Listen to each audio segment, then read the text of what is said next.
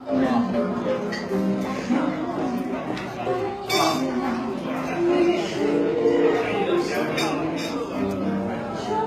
头儿，那背都是老头儿。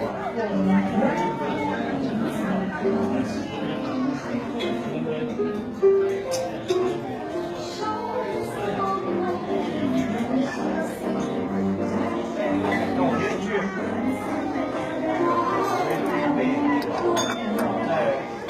老铁在这个荣总农场，学一下荣总场，然后经过一家宝岛酒店，继续往荣总走，有一个外线。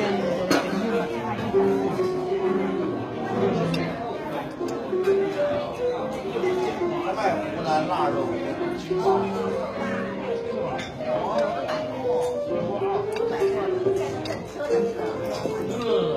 往里面走，就往荣总方面走。我们去宝岛酒店就要往里面，要往里走，好吃有的，它一样，它的腊肉就金华火腿大概200-300块，都是精工包装，100块，还没吃，我也不知道怎么样，要不？